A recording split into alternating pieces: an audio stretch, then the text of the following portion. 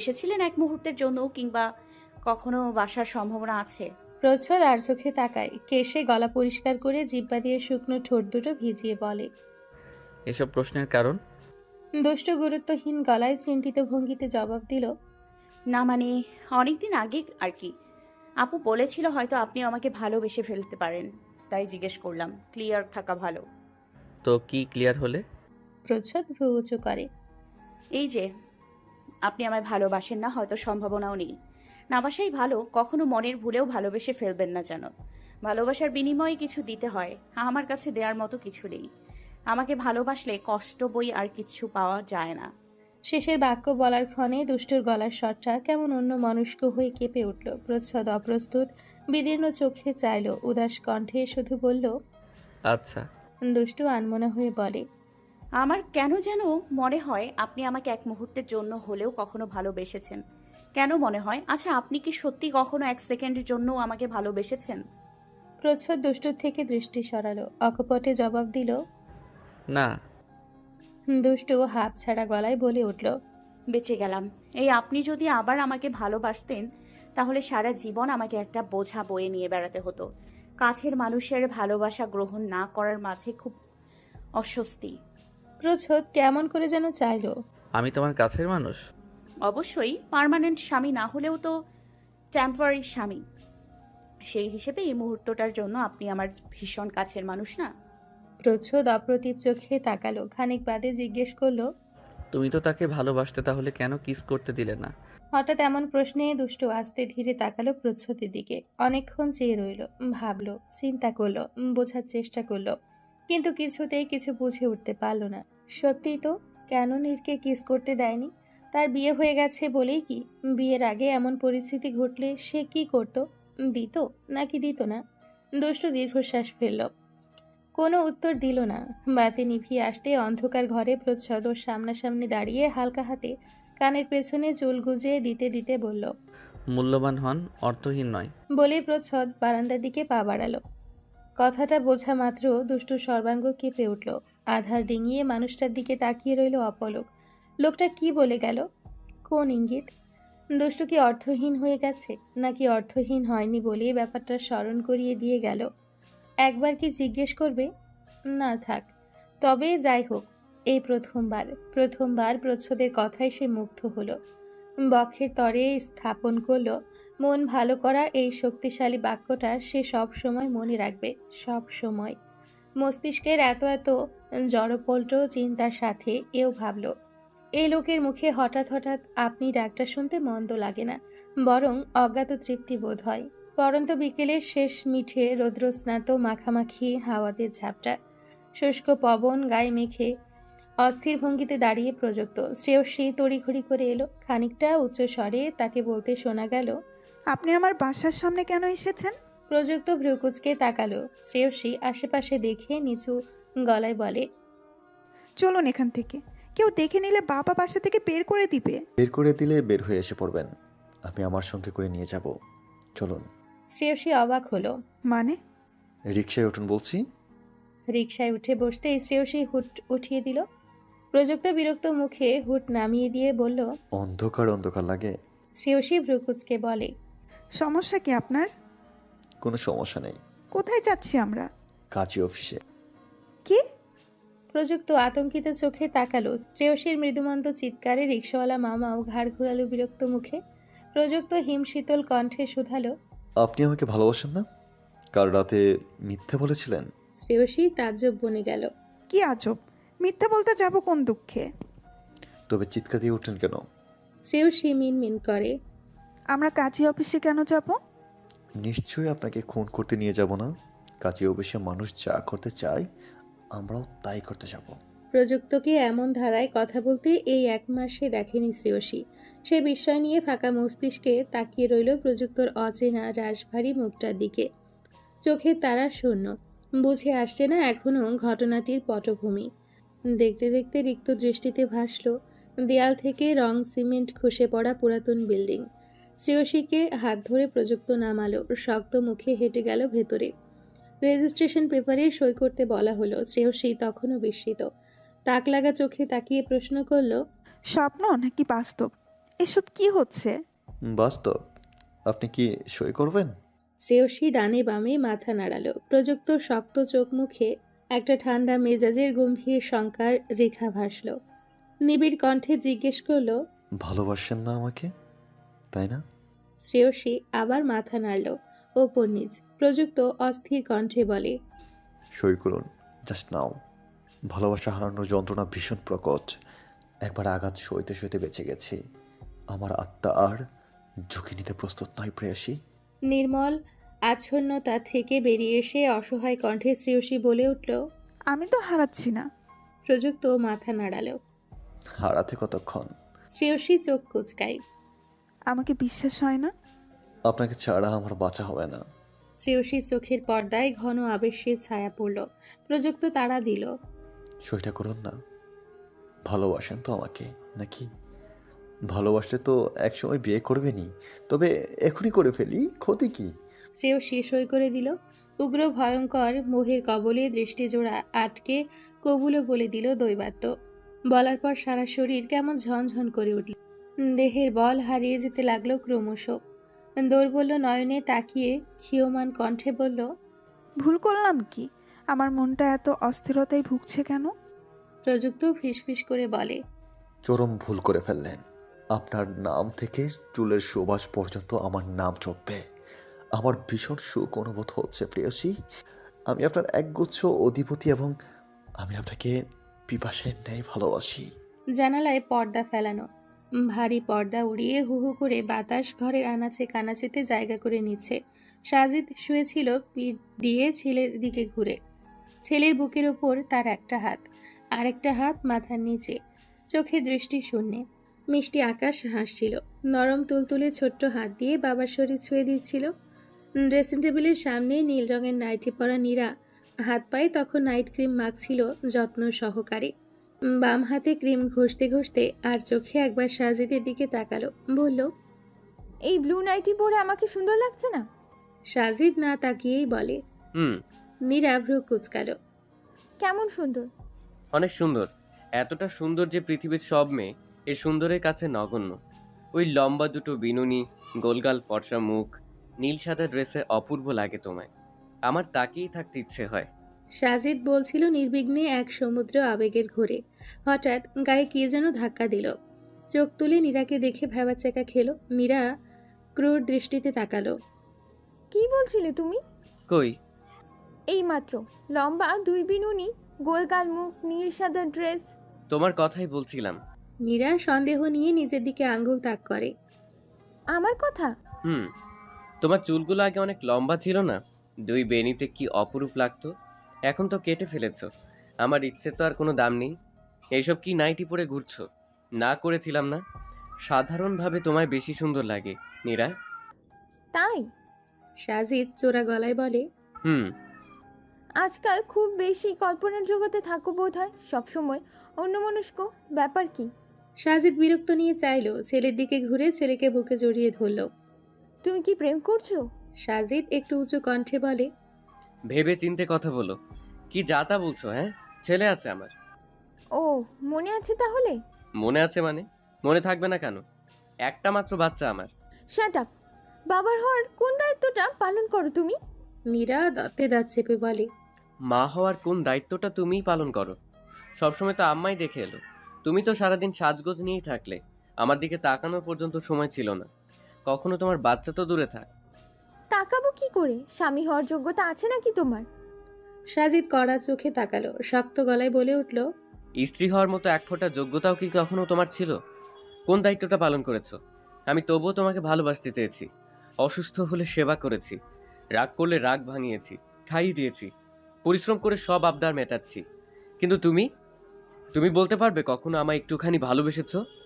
অসুস্থ হলে ফিরে তাকিয়েছো, আহ্লাদ করে খাইয়ে দিয়েছো, নাকি রাগ করলে কখনো এসে জড়িয়ে ধরে রাগ ভাঙিয়েছো? উল্টে সবসময় নিজের আমোদ ফুর্তিতে ব্যস্ত থেকেছো। আমাকে তুমি থোড়াই কেয়ার করো। আমাদের সম্পর্কটা শুধুই শারীরিক, এর বেশি আর কিচ্ছু নেই। সাজিদ আকাশকে কোলে নিয়ে বারান্দার দিকে পা বাড়ালো। নীরা স্থির দাঁড়িয়ে রইল। কথাগুলো খুব একটা ভুল নয়। তবে সাজিদ কি কখনো মন থেকে চেষ্টা করেছে? চেষ্টা করলে হয় না এমন কিছু আছে নাকি পৃথিবীতে? তাদের সম্পর্কটা কি সত্যি শুধু শারীরিকে আবদ্ধ? শারীরিক সম্পর্কে তবুও আচ্ছন্নতা থাকে, সুখ থাকে, আবেগ থাকে, কিন্তু তাদেরটা তো যান্ত্রিক। সাজিদ বারান্দার দরজার সামনে গিয়ে ঘুরে দাঁড়ালো। হালকা হেসে ফিচেল গলায় বলল, বিয়ের পরেও তোমার প্রেমিকের সাথে অনেকদিন যোগাযোগ ছিল, তাই না? আচ্ছা, কতদিন ছিল? নীরা চকিতেই তাকালো। মুখ ভর্তি আতঙ্ক, স্পষ্ট স্বরে বলল, হঠাৎ আজ এইসব প্রশ্ন? এমনি শুনি। নীরা চোখ বন্ধ করে মাথা নেড়ে ক্রমাগত বলল, ছিল না, কখনো ছিল না, কখনো না। সাজিদ তবুও বলল স্মিত হেসে, তোমার স্বামী হওয়ার পরিপূর্ণ যোগ্যতা তার ছিল বোধহয়। ইস, আমাকে বিয়ে করে জীবনে কি বড় ভুলটাই না করলে। সাজিদ চলে গেল আকাশকে বুকে ধরে মাথায় হাত বোলাতে বোলাতে। নীরা স্তব্ধ চোখে তাকিয়ে থাকলো সাজিদের পিঠের দিকে। মাকে অবাক চোখে তাকিয়ে থাকতে দেখে আকাশ মুখে আঙ্গুল ঢুকিয়ে মাড়ি বের করে হেসে উঠল। এই বাচ্চাটার জীবন বাবা মায়ের জাতাকলে কখনো পিষে যাওয়ার সম্ভাবনা আছে? আছে কি? আদুরে মুখে নিষ্পাপ হাসিটার দিকে নীরা তাকিয়ে থাকলো বেশ অনেকক্ষণ। জানালার খোলা পাটটার ধারে দুষ্টু দাঁড়িয়েছিল হেলান দিয়ে। প্রচ্ছদ তার পেছনে এসে দাঁড়ায়। দাঁড়াতেই শীতল বাতাসে ঠান্ডা চুলগুলো উড়ে এসে খেলে গেল তার চোখে মুখে। কালো রেশমের ন্যায় চুলগুলো থেকে তখন ভেসে আসছিল মিষ্টি সৌরভ। আলতো হাতে সে চুল সরালো। চুলে টান লাগতেই দুষ্টু পেছনে ঘুরে তাকালো, সরি বলে চুলগুলো টেনে হাত খোপা করল। প্রচ্ছদ মুগ্ধ হয়ে তাকিয়ে দেখল সে দৃশ্যটুকু। জানালা গুলিয়ে অন্ধকারে রাজ্য দৃষ্টিপাত করে দুষ্টু জিজ্ঞেস করল মৃদু স্বরে, কিছু বলবেন? না, তাহলে তোমার সাথে অন্ধকার দেখি। প্রচ্ছদের নিকোচ আবেদন। দুষ্টু ঈষৎ হাসল। অন্ধকার দেখবেন? তাই তো দেখছো। হুম, সে দীর্ঘশ্বাস ফেলে। মন ভালো না খারাপ? মাঝামাঝি। প্রচ্ছদ জোরে শ্বাস নিয়ে ভঙ্গি করে বলল, তাও ভালো, মহারানীর মন বলে কথা। প্রচ্ছদের কথা বলার ধরনে দুষ্টু হেসে দিল। প্রচ্ছদের দিকে ঘুরে বুকে হাত ভাঁজ করে দাঁড়ালো। প্রচ্ছদ দুষ্টুর পাশ ঘেঁষে হাতটা রাখলো জানালার পাটটায়। বেখেয়ালি দুষ্টু মৃদু হেসে বলল, বাবা, আপনার মুড মনে হয় আজ ভীষণ ভালো। ভালো তো, খুব ভালো। এত ভালো কারণ? অনেক বড় কারণ। তাই নাকি? হুম। শুনি একটু। প্রচ্ছদ ফিসফিস করে বলল, বাড়িতে বিয়ে লাগবে খুব শীঘ্রই, আমার প্রিয় মানুষের বিয়ে। দুষ্টু ফিসফিস করে বলে, প্রিয় মানুষটা কে? প্রেমিকা? প্রচ্ছদ শব্দ করে হাসল। চুল ঝাঁকিয়ে বলল, কাল দেখতেই পাবে। পূর্বাকাশে সূর্য এবং আকাশে চুম্বনের লাল রেখা ভাসছে। ভোর ফোটা আলোয় টিউ টিউ করে মিষ্টি শব্দে একটা পাখি উড়ে গেল বাড়ির উপর দিয়ে। দূরে চাপা ফুলের মিষ্টি গন্ধে দুষ্টুর মন জোড়ালো। জোরে শ্বাস টেনে নিতে নিতে পেছন দিকে ঘুরতেই শক্ত সুঠাম চওড়া বুকের সাথে হালকা করে ধাক্কা লাগলো। দুষ্টু বিরক্তি নিয়ে মাথায় হাত ঘষে প্রচ্ছদের দিকে তাকাতে মিষ্টি করে হাসল। প্রচ্ছদ সময় নিয়ে তাকিয়ে থাকলো মরা হাসিটার দিকে। আজকাল মেয়েটা আর জেদ করে না, বায়না ধরে না, তর্ক করে না। দুষ্টু চঞ্চল স্বভাবের বাচ্চামো মেয়েটা যেন চোখের পলকে শান্ত ধীর স্থির সাথে বড় হয়ে গেল। বয়সের সাথে আচরণের মিল পাওয়া যায় বরং, কিন্তু এহেন আচরণ তো দুষ্টুকে মানায় না। এই আচরণের সাথে তো প্রচ্ছদ অভ্যস্ত নয়। দিনরাত তার ভীষণ অস্বস্তি হচ্ছে। কি একটা অপরাধ বোধের মতন অনুভূতি বারবার মাথা চাড়া দিয়ে জাগতে গিয়েও পরক্ষণে নেতিয়ে পড়ে। দুষ্টু তুড়ি বাজালো। ভ্রু উঁচু করে হাত নাড়িয়ে বলল, কি কি দেখেন? দুষ্টুর ওই ভ্রু উপরে তুলে নিচের ঠোঁট ভেতরে নিয়ে গিয়ে হাত নাড়িয়ে কথা বলার ভঙ্গিটা ভারী সুন্দর ছিল। তাকে যেন আজ একটু বেশি দারুণ লাগছে। সদ্য প্রস্ফুটিত কোমল ফুলের মতন মিষ্টি হাসি ফুটে উঠেছে ওষ্ঠে। ফর্সা লম্বাটে মুখটা জুড়ে ভীষণ পবিত্রতার ছাপ। ভোর ভাঙা পেলব নরম লালচে প্রভার অভিমুখে মুখের একপাশ ক্ষণে ক্ষণে হয়ে উঠছে লাবণ্যময়ী। মাথায় লাল রঙের সুতি ওড়না প্যাঁচানোতে দুষ্টুকে এই প্রথম দেখল প্রচ্ছদ। নামাজ পড়ে আর খোলা হয়নি। এই অরুণ আলোয় করুণ রাঙা মুখটার দিকে নিমিষে এক চিত্তে তাকিয়ে থেকে প্রচ্ছদ অবচেতন মনেই বলে উঠল, আপনাকে। হুম, আর একটু কম সুন্দর হলে কি হতো? দুষ্টু তর্জনী আঙ্গুল দিয়ে প্রচ্ছদের বুকের বাপাশে হালকা করে স্পর্শ করলো। সে চমকে তাকালো। দুষ্টু আগের মতোই হাত নেড়ে জিজ্ঞেস করলো, কি?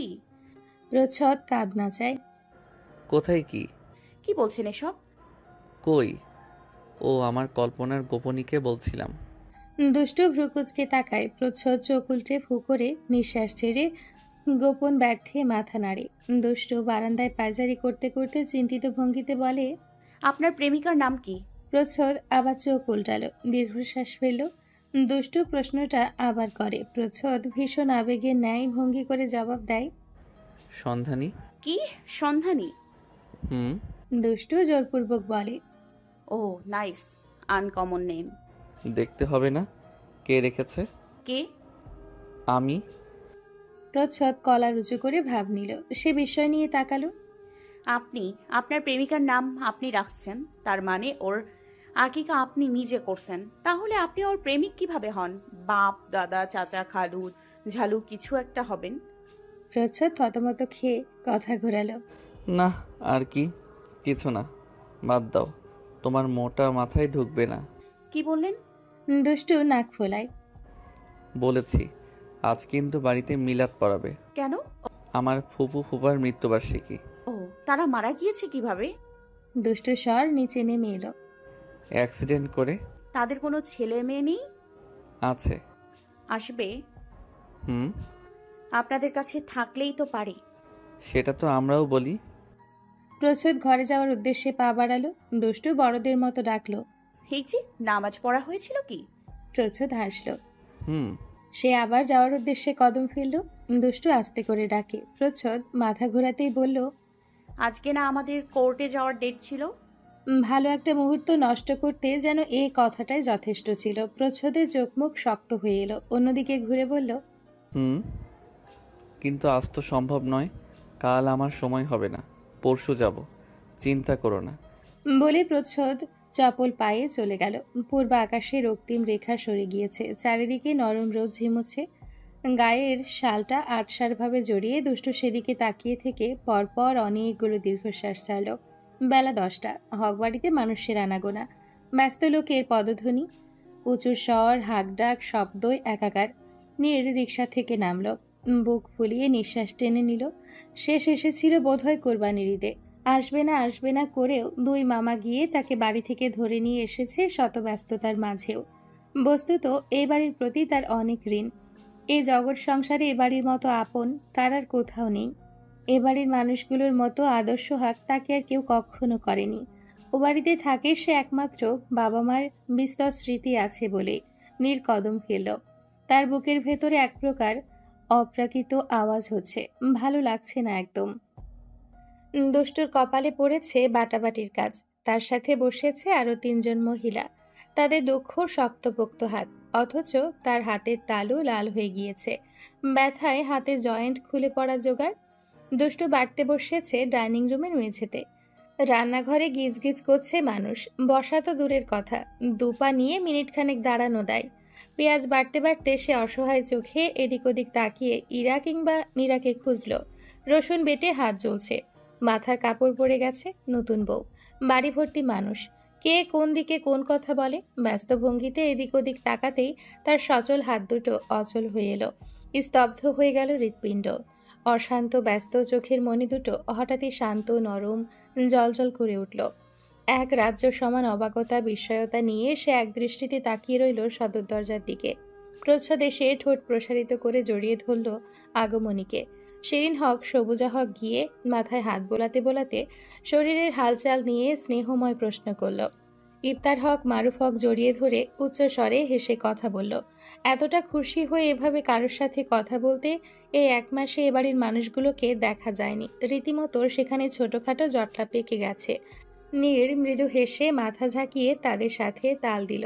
প্রচ্ছদ কথা বলছিল উচ্চ শব্দে, কি যেন বলে হাসছিল নীরের বাহুতে মেরে।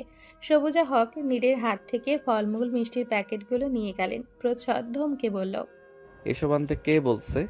তুই আমি মারবো এক থাপ্পড়। মার, আমারও হাত আছে। আমি তোর বড়? নীর মুখ তাড়া করে বলে, 2 বছর বড় কোনো বড় না, তুই আমার বন্ধু। মেয়েদের মতন মুখ বাঁকাস কেন? চল বস। পা ফেলতে না ফেলতেই চোখ পড়ল ডাইনিং রুমে স্থির বসে থাকা পেঁয়াজে হাত মাখামাখি মেয়েটার দিকে। দৃষ্টি শূন্য, মুখ রক্তশূন্য। তাকাতে নীরের চোখের পলক পড়ল না। শরীর অপ্রস্তুত, কাঁপুনিতে ঝাঁকুনি দিয়ে উঠল। কম্পনরত হাতটা অনেক কষ্টে উঠিয়ে দুষ্টুর দিকে তাক করে বলতে পারল শুধু। ও এখানে? প্রচ্ছদ হাসল, ওর কাজ চাপড়ে বলল, তোর ভাবি বিয়েতে তো এলি না, চট্টগ্রাম চলে গেলি। তোর বিয়েতেও দেখিস আমি থাকবো না শালা। চারিদিকে যেন বজ্রপাতের সব ধ্বংস হয়ে যেতে লাগলো। আশেপাশের কোনো ধ্বনি তার কর্ণপাত হলো না। কানে পু পু ধরনের এক প্রকার শব্দে তালা লেগে যাচ্ছিল। মনের ভেতর গড়া অভিমান, রাগের দুর্গগুলো আকস্মিক বিস্ময়ে ভেঙে চুরমার হয়ে গেল। তবুও স্বস্তি ছিল। কিন্তু এ কি? বিশাল পাহাড় পরিমাণ অস্বস্তির বোঝা নিয়েই কি সারাটা জীবন পার করতে হবে তাকে? তার সবচেয়ে প্রাণপ্রিয় ভাইয়ের বউ? ভাবলেই নীরের শরীর শিউরে উঠছে, কেঁপে উঠছে, অসারতায় ভুগছে। সে টলতে টলতে সোফায় বসলো। দুষ্টু আবার কাজে মনোযোগ দিল। নিষ্প্রাণ হাত দুটো চলছে শক্ত পাটায় অবিরাম যন্ত্রের ন্যায়। হঠাৎ কে যেন মাথার কাপড়টা তুলে দিল। দুষ্টু চমকে ঘাড় ঘোরালো। প্রচ্ছদ ঈষৎ হেসে ফিসফিস করে বলল, একটা বয়স্ক মহিলা বলছিলেন নতুন বউয়ের তো আদব কায়দা নেই, মাথায় কাপড় পর্যন্ত দেয় না। আমি চাই না আমার ক্ষণস্থায়ী হলেও একমাত্র অর্ধাঙ্গিনীকে কেউ কটু কথা বলুক। দুষ্টু এক দৃষ্টিতে প্রচ্ছদের মুখের দিকে চেয়ে রইল। প্রচ্ছদ ব্যতিব্যস্ত গলায় বলে, কি ব্যাপার, চোখ লাল কেন? পেঁয়াজের ঝাঁজে তাই না? চলো উঠো, বাড়তে হবে না। প্রচ্ছদ হাত ধরল। দুষ্টু নির্বাকে উঠে পড়ল। নীর পলকবিহীন চোখে সেদিকে তাকিয়ে দেখতে পেল প্রচ্ছদ ইরাকে ডেকে নিয়ে দুষ্টু চোখের দিকে তাক করে হাত নেড়ে নেড়ে কি কি যেন বলছে। তার চোখ ক্রমশ ভিজে উঠল। উল্টো দিক মুখ ঘুরিয়ে বাতাসে শ্বাস ছেড়ে পুনরায় অক্সিজেন টেনে নিয়ে বলল, তবুও সে সুখে থাকুক। দুপুরে প্রযুক্ত এলো। দ্বীপ্রহরে সূর্যের কড়া উত্তাপে উদ্ভাসিত হকবাড়ির জানালা দরজা মারিয়ে সাদা ঝকঝকে মেঝে। উগ্র ঘোরের মাঝে নীর উঠে দাঁড়ালো। প্রযুক্ত জড়িয়ে ধরে পিঠ চাপড়ে বলল, কিরে, খবর কি? নীর হালকা করে মাথা নাড়ায়। তোমার খবর কি? কেমন আছো? প্রযুক্ত ঈষৎ হাসে। প্রচ্ছদ তাদের সামনে এসে দাঁড়ালো, বলে, কি ব্যাপার বলতো? তোদের দুজনের চেহারার এক্সপ্রেশন এরকম, মানে ওই হতাশা নিয়ে ঘুরঘুর করছিস? প্রযুক্ত মৃদু হেসে প্রচ্ছদের পেটে গুঁতা দেয়। নীর ঠোঁটে হাত রেখে আপাতমস্তক প্রযুক্তকে পর্যবেক্ষণ করে বলল, নতুন জামাই জামাই দেখতে লাগছে না? প্রচ্ছদ ভ্রু বাঁকিয়ে প্রযুক্তকে দেখে, বলে, সত্যি নাকি বিয়ে শাদী করে ফেলছস? প্রযুক্ত সজোরে কিল দিল দুজনের পিঠে। এ নতুন নয়, একসাথে হলেই তাদের বিয়ে বিষয়ে কথাবার্তা চলে। হঠাৎ কে যেন ঝট করে নীরের হাত ধরে ঝুলে পড়ল। নীর ঘাড় বাঁকাতেই সে একগাল হেসে উচ্ছ্বাসে জিজ্ঞেস করল, কেমন আছো নীর ভাইয়া? নীর টিয়ার গাল টিপে দিয়ে বলল, ভালো, তুমি? বেশ ভালো। এবার থাকবে তো কিছুদিন? নীর জোরপূর্বক হেসে মাথা নাড়ায়। কাল সকালেই চলে যাব, আজ রাতেও যেতে পারি, নট শিওর। টিয়া চোখ কুচকে বলে, কেন? কাজ আছে একটু খুকি। কিসের খুকি? আমি বড় হয়ে গেছি। ও তাই নাকি? শুনুন স্যার, সরি প্রযুক্ত ভাইয়া। প্রযুক্ত চমকে তাকালো। টিয়ার দিকে আতঙ্ক দৃষ্টিতে তাকিয়ে প্রচ্ছদের কানে ফিসফিস করে বলল, দেখ শুধু এখন কি বলে। টিয়ার দিকে ফিরে প্রযুক্ত গম্ভীর মুখে জিজ্ঞেস করে, বলো। আমার না একটা চ্যাপ্টারের সমস্যা, যা ওরাকে বুঝিয়ে দিবেন প্লিজ। প্রযুক্ত প্রচ্ছদের দিকে তাকায়। প্রচ্ছদ খ্যাক করে ওঠে। এই প্রযুক্ত যেদিনই আসে সেদিনই তোর এত চ্যাপ্টারে সমস্যা বের হয়। এটা প্রবলেম সলভ করার মতো সময়। বাড়িতে মিলাদ, সকলের মন ভালো নেই, আর আসছেন উনি বিদ্যার জাহাজ। কত সমস্যা তার, পড়াশোনা নিয়ে কত চিন্তিত সে। টিয়া চোখ ঘোরায়। ওমা, প্রযুক্ত ভাইয়া হলো আমার স্যার, তাকে দেখলে তো সমস্যাটা পায়ে হেঁটেই চলে আসবে। এসব হলো ভালো ছাত্রীর লক্ষণ, বুঝেছো ভাইয়া? কত ভালো দেখাই যায়, কটা সমস্যা আমার কাছে নিয়ে আসিস, থাপড়ায় মাথার ভূত নামাই দেব। টিয়া থতমত খেয়ে বলল, তুমি ভাবিকে নিয়ে ভিজে থাকো তাই জানি না, একদম আমাকে অপমান করে কথা বলবে না ভাইয়া, আমি বড় হয়ে গেছি কিন্তু। নীরের মুখটা শুকনো হয়ে এলো। প্রচ্ছদ বিরক্তি নিয়ে বলল, অকাল কুসুমাণ্ড একটা। প্রযুক্ত হাসে। নীরের কনুই ধরে বলে, আমি তো মিলাদ খেয়ে বিকেলে চলে যাব টিয়া, তুমি বরং নীরের কাছ থেকে বুঝিয়ে নাও। ও ব্রাইট স্টুডেন্ট, তোমার থেকেও ওর মধ্যে ভালো লক্ষণ। নীর ঠোঁট চেপে হাসলো। টিয়া নাক ফুলিয়ে বলল, না থাক, নীর ভাইয়া অনেকদিন পরেই এসেছে, ওকে কষ্ট দেব না, আপনি পরে এসে বুঝিয়ে দিয়ে যাবেন। টিয়া চলে যেতেই প্রযুক্ত ফিসফিস করে বলল, তোর বোনের মতো মাথা মোটা ছাত্রী আমি আর একটাও পাইনি। সামান্য একটা ম্যাথ নিয়ে এসে বলে বুঝিয়ে দেন, কদিন পর দেখা যাবে ও আ নিয়ে এসে বলছে এই অক্ষরের নাম ও কেন? আপনার নাম প্রযুক্ত কেন? আমার নাম টিয়া কেন? আচ্ছা, মানুষের নাম রাখতে হয় কেন? এসব ইচ্ছে করে বলে জানিস? সব আমাকে শান্তিতে না থাকতে দেওয়ার ধান্দা। নীর প্রযুক্তর কাঁধ ধরে চিন্তার ভান করে টিপ্পনি কেটে বলে, একেই বলে বিরাট ভালো ছাত্রীর লক্ষণ। যত সমস্যা তত আসান, আর তত ভালো নম্বর। মিলাদ শেষে খাওয়া দাওয়া সম্পূর্ণ হতে হতে প্রায় বিকেল 5টা বাজলো। দুষ্টু হাতের কাজকর্ম শেষ করে উপরে চলল গোসল করতে। প্রচ্ছদ সোফা ছেড়ে উঠে এলো। সিঁড়ির কাছে গিয়ে খপ করে দুষ্টুর হাতটা ধরল। নীর সোফা ছেড়ে তড়িৎ বেগে উঠে পড়েও আবার সোফায় বসলো। প্রযুক্তর সাথে গল্পে ব্যস্ত হওয়ার চেষ্টা করলেও নির্লজ্জ অবাধ্য চোখ দুটো বারবার ঘুরে ঘুরে সামনে বরাবর সিঁড়ির দিকেই ভিড়ছিল। কি করছো? এক্ষুনি তো পড়ে যাচ্ছিলে। দুষ্টু প্রচ্ছদের হাতে ভর করে এক সিঁড়ির ওপরে দাঁড়ালো। পা দুটো টলছে, মাথা ঘোরাচ্ছে। এত কাজ যেমন একসাথে কোনোদিন করা হয়নি, তেমনি এখন পর্যন্ত পেটে শরবত ছাড়া আর কিছুই পড়েনি। সাথে এত বড় ধাক্কা পাওয়ার কল্পনাও কোনোদিন করা হয়নি। এতটা অস্বস্তি, উফ! প্রচ্ছদ দুষ্টুকে ধরে ধরে ঘর পর্যন্ত নিয়ে যেতে দুষ্টু কাপড় চোপড় নিয়ে অগোছালো পায়ে হেঁটে গেল। গোসল শেষে তোয়ালে পেঁচিয়ে বের হয়ে প্রচ্ছদকে তখনও বসে থাকতে দেখে সে ভ্রু কুঁচকাল। সাইড টেবিলটার ওপর খাবার থালা দিয়ে চাপানো দেখে কুচকানো ভ্রু দুটো আরো খানিকটা বেঁকে গেল। থালা সরিয়ে প্রশ্ন করল, খাবার নিয়ে এসেছেন আপনি? প্রচ্ছদ ফোনে চোখ বোলাতে বোলাতে উত্তর দেয়। না, বড় ভাবি দিয়ে গেছে। ও, বলেই দুষ্টু আয়নার সামনে দাঁড়িয়ে মাথা মুছল। গায়ের ওড়না জামা টেনে ঠিক করে অনেকদিন বাদে নিজের চেহারার দিকে বেশ কিছুক্ষণ তাকিয়ে দেখল। এরপর আয়না গলিয়ে প্রচ্ছদের দিকে তাকিয়ে প্রশ্ন ছুড়ল, আপনি এখনো এখানে বসে আছেন কেন? আমার জন্য অপেক্ষা করছিলেন? প্রচ্ছদ অপ্রস্তুত হলো। দুষ্টু মুখের ওপর কথা বলে দেয়। মনে আর মুখের মাঝে কোনো রাগঢাক নেই। ব্যাপারটা যেমন ভালো তেমন মানুষকে মুহূর্তেই বেকায়দায় ফেলে দেওয়ার দারুণ একটা পন্থা। সে কথা এড়ালো। সিঁড়ির কাছে তো প্রায় পড়েই যেতে, আমি না ধরলে। গেলে যেতাম, তাতে আর কি এমন ক্ষতি হতো? একটু হাত পায়ে না হয় ব্যথাই পেতাম। দুদিন সবাই খুব আদর যত্ন করে খাওয়াতো। প্রচ্ছদ সূক্ষ্ম চোখে তাকায়। তোমার কথাবার্তা এমন কাটকাট কেন? নিজের দোষে শরীর কেন খারাপ করবে? ভাবি বলে গেল সকালেও খাওনি ঠিক মতো। কেন? শরীর কি হেলাফেলা করার জিনিস? অন্যদের টেনশনে ফেলে বসে বসে যত্ন আত্মি নিতে খুব ভালো লাগবে না? দুষ্টু প্রচ্ছদের দিকে এগিয়ে এলো, মাথাটা নিচু করে মুখোমুখি হলো। এরপর খানিকটা রাগ, খানিকটা শীতল আর খানিকটা তীক্ষ্ণ স্বরে বলে উঠল, আপনার কি মনে হয় না আমাকে নিয়ে আজ একটু বেশি মাতামাতি করছেন আপনি? এ বাড়িতে আছি তো প্রায় 1 মাসের বেশি। কই এত বাড়াবাড়ি করতে তো কখনো দেখিনি।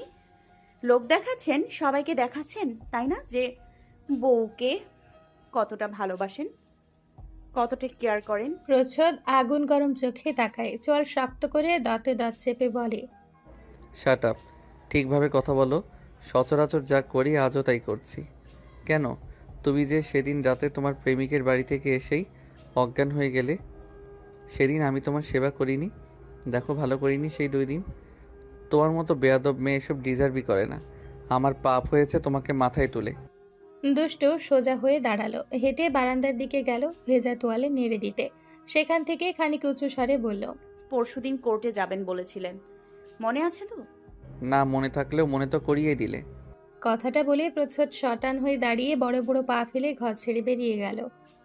প্রযুক্ত সরে এলো। ফাঁকা জায়গা দেখে ফোন রিসিভ করতেই কেউ একজন ওই পাশ থেকে অনর্গল বলে গেল, কি ব্যাপার মাস্টার মশাই, বিয়ে করলেন কাল আর এর মাঝেই বউকে ভুলে বসে আছেন? একদিনেই যদি এই অবস্থা হয় তবে 1 বছর গেলে তো আর আপনাকে খুঁজেই পাওয়া যাবে না। আর আমি চিন্তা করছি জীবনের বাকি 60টা বছর আপনার সাথে দুলদুলানি করে পার করব। হায় রে কপাল, মনে হচ্ছে আরেকটা ভদ্র বর খুঁজতে হবে। এক নিদারুণ মাতাল আবেশে প্রযুক্ত চোখে মুখে অন্ধকার দেখছিল। কানের মাঝে কে যেন বারবার সুরেলা সুরে ফিসফিস করে বলে যাচ্ছিল, মাস্টার মশাই। নিজেকে কেমন বয়স্ক বয়স্ক মনে হলো। প্রযুক্ত ঝকঝকে হেসে একটু গম্ভীর ভাব নিয়ে বলল, কেন? এই বর ভালো লাগছে না? এই বর ভদ্র নয়, অভদ্র। বিয়ে করে বউ বানালাম যাতে সারাদিন আমার সাথে লেপ্টে থাকে, তা দেখি ও মা, লেফটানো তো দূর, বউ আমার একটা ফোনও দেয় না। ভাবছি আরেকটা ভালো বউ খুঁজতে হবে। খুন করে ফেলবো মাস্টার মশাই। প্রযুক্ত শব্দ করে হাসে। আমিও খুন করে ফেলবো। বড় খোঁজা হচ্ছে, হ্যাঁ? গলা কেটে বানের জলে ভাসিয়ে দিব। আপনার নামে মার্ডার কেস করব। মেরেই তো ফেলবো আপনাকে। মার্ডারের কেস কে করবে? ওফ মাস্টার মশাই, তর্ক করবেন না তো। এত তর্ক করতে পারেন আপনি? তাই না? আর নিজে? আমি তো ভালো। শ্রেয়সী হাসল। তার মনটা এখন অনেক ভালো। যতটা মনে হয়েছিল বিষয়টা ঠিক হয়নি, এখন ততটাই মনে হচ্ছে। না, ভুল কিছুও হয়নি। বিয়েটা করা থাকলো না হয়, পরে সবাইকে জানিয়ে বাবা মাকে নিয়ে আবার বিয়ে করা যাবে। দেখা করুন না একটু। প্রযুক্ত অবাক হয়। এখন? সমস্যা? না, একমাত্র বইয়ের জন্য তো আমি অলওয়েজ সমস্যামুক্ত। আপনার কোনো সমস্যা হবে না তো? শ্রেয়সী হাসল। অন্তরের গহীনে একটা মিষ্টি বাতাস সারা শরীর দুলিয়ে গেল। বউ, সে এখন কারো বউ। প্রযুক্তর মুখে কি সুন্দর লাগে এই ডাকটা। ইস, ইচ্ছে করে ছুটতে চলে যায় বরটার কাছে।